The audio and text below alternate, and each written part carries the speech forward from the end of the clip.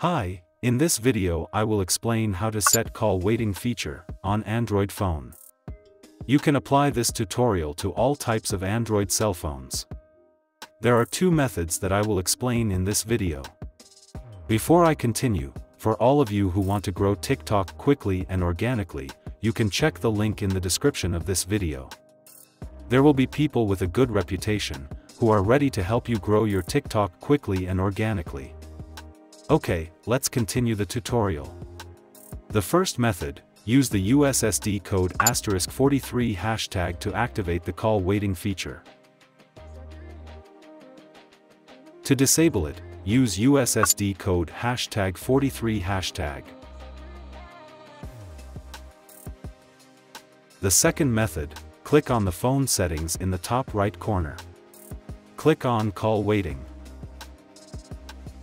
Then, activate the call waiting feature in one click. Thank you for watching. I hope this video can help you.